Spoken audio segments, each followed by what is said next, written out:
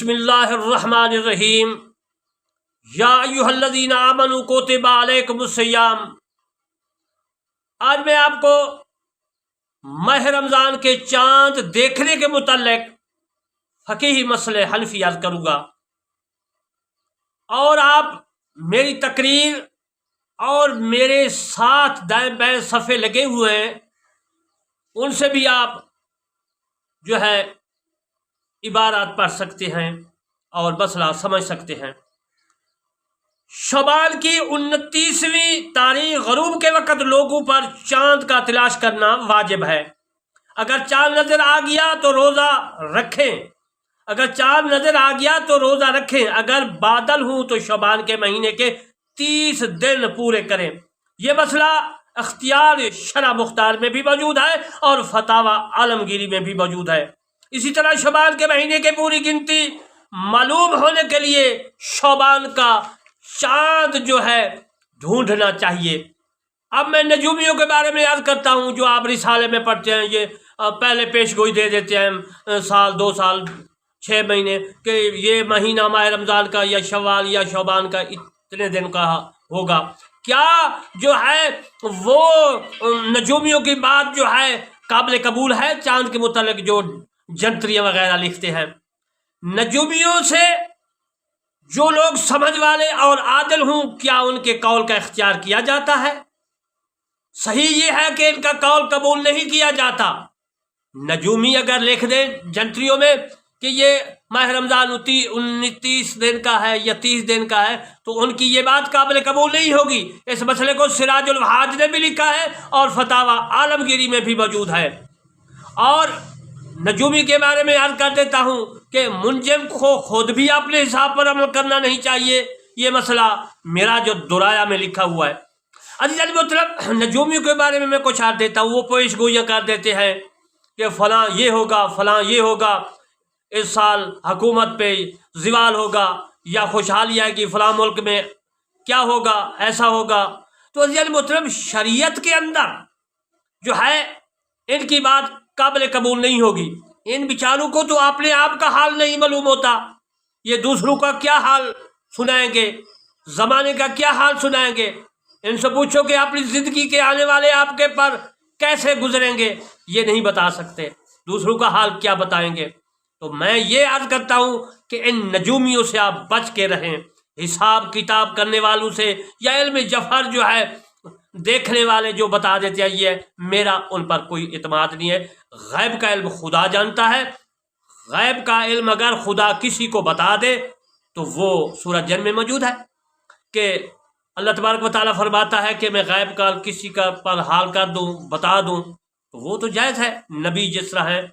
تو عزیز محترم یہ تو آپ کو پتہ چل گیا کہ نجومیوں کے بارے میں کہ وہ کہہ دیں کہ 30 دن کا ماہ رمضان ہے یا 29 دن کا ہے، تو نجومیوں کے متعلق جو ہے مسئلہ یہی ہے کہ وہ قابل قبول ان کی بات نہ ہوگی، اور اسی طرح ان کی کوئی بات بھی غیب کے علم کے متعلق قبول نہیں ہوگی۔ اور فتاوی عالمگیری سراج کے علاوہ اور بھی معتبر کتابوں میں موجود ہے۔ میں نے ان کے متعلق اپنی تفسیر کرمانی میں بھی لکھا ہے، جو کرمانی جو ہے ٹی وی میں موجود ہے۔ آپ کرمانی ٹی وی کو سبسکرائب کریں گے تو ان میں نے یہ علم غیب کے متعلق تفسیر کرمانی میں مسئلے تھے، اس میں تفسیر کرمانی بھی موجود ہے تفسیر، اور اس میں جو ہے میری تقریر بھی موجود ہے۔ عزیز محترم اب میں آپ کو یہ عرض کرتا ہوں کہ چاند دیکھتے وقت اشارہ کرنا مکروہ ہے۔ یہ مسئلہ ظاہریہ میں بھی موجود ہے اور فتاوی عالمگیری میں۔ اشارہ کا مطلب یہ ہے چاند نظر آتا ہے کسی کو تو وہ ہاتھ اٹھا کر انگلی سے کہتے ہیں وہ دیکھو چاند کھڑا ہے، وہ نظر آ گیا چاند، دوسروں کو بتاتے ہیں دیکھو وہ انگلی کے اشارے سے۔ یہ یہودیوں کا فعل ہے، ایسا نہیں کرنا چاہیے، منہ سے بتانا چاہیے کہ وہ چاند کھڑا ہے۔ اگر زوال سے پہلے یا زوال کے بعد چاند دیکھا تو نہ اس کی جو ہے اس کی وجہ سے روزہ رکھیں، نہ روزہ توڑیں، اور وہ آنے والی رات کا چاند سے۔ یہ مختار مسائل ہے، یہ خلاصہ میں لکھا ہے۔ اگر آسمان پر ابر ہو، بادل ہو، تو ایک شخص کی گواہی ماہ رمضان کا چاند دیکھنے میں قبول ہوگی، بشرطے کہ وہ عادل اور مسلمان اور عاقل اور بالغ ہو، خواہ آزاد ہو یا غلام مرد ہو یا غلام عورت ہو۔ اور اسی طرح اگر ایک شخص کی گواہی دینے کی ایک شخص گواہی دے تو بھی مقبول ہوگی. اگر کسی شخص کو کسی پر زنا کی تہمت لگانے سے حد لگی ہو اور پھر اس نے توبہ کی ہو تو اس کی گواہی ظاہری روایات کے باموجب مقبول ہوگی. یہ مسئلہ فتاوی قاضی خان اور فتاوی عالمگیری میں موجود ہے. جس شخص کا حال پوشیدہ ہے، ظاہر یہ ہے کہ اس کی شہادت مقبول نہ ہو. حضرت امام حسن رحمۃ اللہ علیہ نے حضرت امام ابو حنیفہ رحمۃ اللہ علیہ سے روایت کی ہے کہ اس کی شہادت مقبول ہوگی. یہ مسئلہ صحیح ہے، یہ محیط میں لکھا ہے، اور حلوائی رحمۃ اللہ علیہ نے اس کو اختیار کیا ہے. شرح نکایا میں لکھا ہے یہ مسئلہ جو میں نے یاد کیا ہے، اور جو ابو المکارم رحمۃ اللہ علیہ کی تصنیف ہے لکھی ہوئی ہے. غلام کی گواہی پر غلام کی گواہی رمضان کے چاند قبول کی جائے گی، اور اگر اسی طرح عورت کی گواہی پر قبول کی جائے گی. قریب بلوغ کے لڑکے کی گواہی قبول نہ ہوگی، اور اس کی گواہی میں شہادت کا لفظ اور دعویٰ اور حاکم کا حکم شرط نہیں ہے. اگر کسی شخص نے حاکم کے پاس گواہی دی اور دوسرے شخص نے گواہی جو ہے سنی اور ظاہر میں دو گواہ عادل تھا تو سامعہ یعنی سننے والے پر واجب ہے کہ روزہ رکھے. حاکم کے حکم کے احتیاط نہیں. چاند کی گواہی میں کیا مفصل جو ہے کیفیت پوچھنا ہے چاہیے. ابو بکر اسقاف رحمۃ اللہ علیہ نے کہا ہے کہ اگر کوئی شخص یوں بیان کرے کہ میں نے شہر سے باہر جنگل یا کسی بستی میں پھٹے ہوئے بادل میں سے چاند دیکھا تو وہ گواہی قبول کی جائے گی. اور اگر امام یا قاضی تنہا چاند دیکھے تو اس کو اختیار ہے کہ کسی اور شخص کی گواہی دینے کے واسطے تلاش کرے یا خود ہی لوگوں کو روزہ کا حکم کر دے. عید الفطر اور عید الاضحیٰ کے چاند کا حکم اس کے برخلاف ہے. یہ مسئلہ سراج الوحاد اور عالمگیری میں موجود ہے. اگر کسی عادل شخص رمضان کا چاند دیکھے اس پر لازم ہے کہ اس رات میں اس کی گواہی دے. آزاد ہو یا غلام ہو، مرد ہو یا عورت ہو، یہاں تک کہ پردہ نشین باندھی بغیر اجازت اپنے مالک کے جو ہے نکل کر گواہی دے. فاسق اگر اکیلا چاند دیکھے تو گواہی دے، اس واسطے کہ قاضی کبھی اس کی گواہی قبول نہیں کر لیتا ہے، لیکن قاضی کو چاہیے کہ اس کی گواہی رد کرے. یہ مسئلہ وجیز کردی میں بھی موجود ہے اور عالمگیری میں بھی موجود ہے. ان کے علاوہ باقی بھی فقہ کی معتبر کتابوں میں موجود ہے. یہ حکم شہر کے اندر کا ہے جو میں نے یاد کیا ہے، اور شہر سے باہر اگر ایک آدمی رمضان کا چاند دیکھے تو اس کو جو ہے اس گاؤں والوں یا چک والوں یا جو گوٹھ والے ہیں گاؤں والوں کی مسجد میں گواہی دے. اور اگر وہ عادل ہو اور وہاں کوئی حاکم نہ ہو جس کے سامنے گواہی دی جائے تو لوگوں کو چاہیے کہ اس کے قول پر روزہ رکھیں. یہ مسئلہ محیط میں بھی موجود ہے اور عالمگیری میں بھی موجود ہے. اگر کسی شخص نے تنہا رمضان کا چاند دیکھا، اکیلا تھا، اس کے ساتھ کوئی نہیں تھا، اور اس سے گواہی دی اور گواہی مقبول نہ ہوئی تو اس پر واجب ہے کہ روزہ رکھے. اگر روزہ نہ رکھا تو قضا لازم آئے گی، کفارہ لازم نہیں آئے گا. اگر قاضی کی گواہی رد کرنے سے پہلے اس نے روزہ توڑ دیا تو صحیح ہے کہ اس پر کفارہ واجب نہ ہوگا. یہ مسئلہ فتاوی قاضی کا اور فتاوی عالمگیری میں موجود ہے. اگر فاسق نے گواہی دی اور امام نے اس کو قبول کر لیا اور آدمیوں کو روزے کا حکم کیا کہ روزہ رکھو، اور اس شخص نے یا شہر کے لوگوں میں سے کسی نے اس روزہ توڑ دیا تو عام مشائخہ یہ کہتے ہیں کہ اس شخص پر کفارہ لازم آئے گا.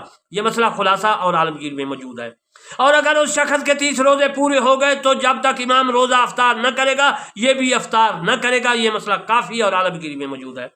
اور اگر آسمان صاف ہو تو ایسی جماعت کثیر کی گواہی قبول ہوگی جن کے خبر دینے سے یقین حاصل ہو جائے اور وہ امام کی رائے پر موقوف ہے، کچھ مقدار سفر نہیں ہے، مقرر نہیں ہے. یہ صحیح مسئلہ ہے. یہ اختیار شرح مختار میں اور دوسری کتاب فتاوی عالمگیری میں بھی موجود ہے.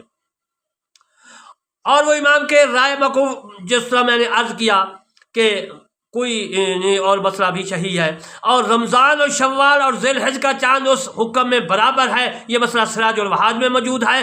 طحاوی نے ذکر کیا ہے کہ اس شخص کی گواہی اس وقت مقبول ہوتی ہے جب وہ شہر کے باہر سے آئے یا وہ کسی بلند جگہ پر ہو. یہ مسئلہ ہدایہ شریف میں موجود ہے. اور طحاوی کے قول پر امام مرغینانی اور صاحب اقضیہ اور صاحب فتاوی اصغر نے یعنی صغرا چھوٹا فتاوا اعتماد کیا، لیکن ظاہری روایات کے بموجب شہر کے باہر سے آنے والے اور شہر کے اندر جانے چاند دیکھنے والے میں کچھ فرق نہیں ہے۔ یہ مسئلہ سراج الدرایا میں لکھا ہے۔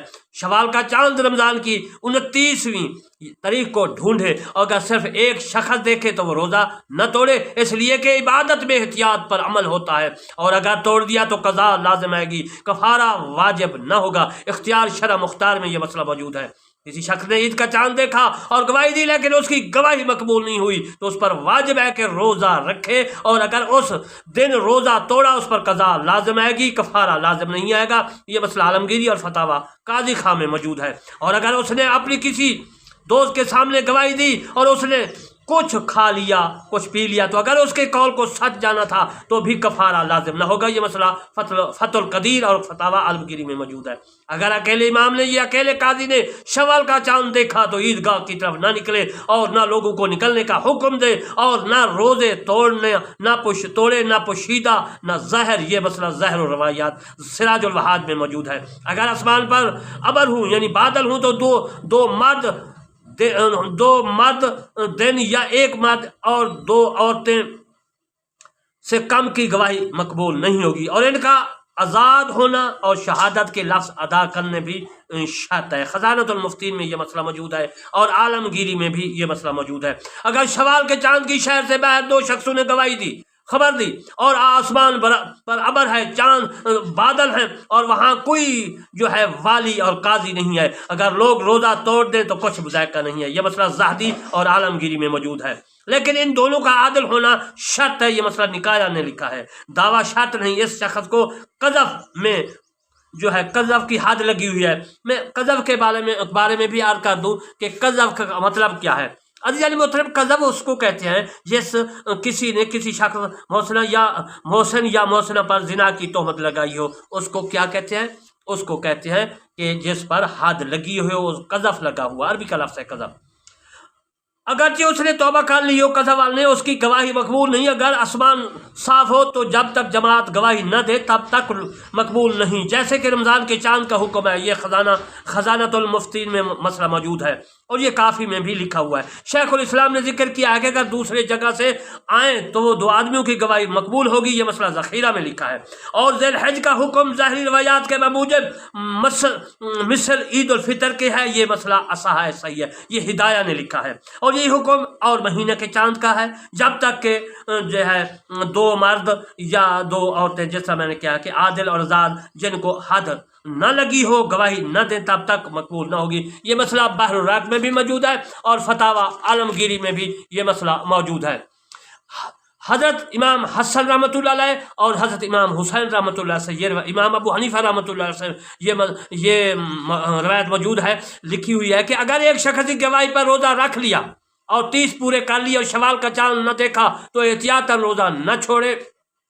اور امام ابو حنیفہ رحمۃ اللہ علیہ کا شاگرد امام محمد رحمۃ اللہ سے روایت ہے کہ روزہ توڑ دے۔ یہ مسئلہ عالمگیری اور اس کے علاوہ باقی کتب میں بھی لکھا ہے۔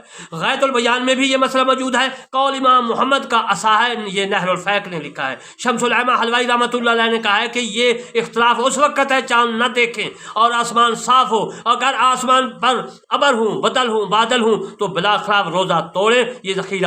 یہ مسئلہ جو ہے ذخیرہ میں موجود ہے۔ یہی اشباہ یہی ہے مسئلہ، اور یہ مسئلہ جو ہے متبین میں بھی لکھا ہے، عالمگیری میں بھی موجود ہے۔ اگر رمضان کے چاند دو شخصوں نے گواہی دی اور آسمان پر بادل ہیں اور قاضی نے ان کی گواہی قبول کر لی اور 30 روزے رکھے، پھر شوال کا چاند نظر آیا تو اگر آسمان پر بادل ہیں تو دوسرے دن بالاتفاق روزہ افطار کریں گے، اور اگر آسمان صاف ہے بادل نہیں ہے تو بھی صحیح قول کے موجب روزہ افطار کریں گے۔ یہ مسئلہ محیط میں لکھا ہے۔ اگر گواہوں نے رمضان کے 29ویں تاریخ یہ گواہی دی کہ ہم نے تمہارے روزے رکھنے سے ایک دن پہلے چاند دیکھا تھا، تو اگر وہ اس شہر کے لوگ ہیں تو امام جو ہے ان کی گواہی قبول نہ کرے، کیونکہ انہوں نے واجب کو ترک کیا۔ اور اگر کہیں دور سے آئے ہیں کہیں کسی اور جگہ سے تو ان کی گواہی جائز ہوگی، اس لیے کہ ان کے ذمہ تہمت نہیں ہے۔ یہ خلاصہ کتاب میں لکھا ہے۔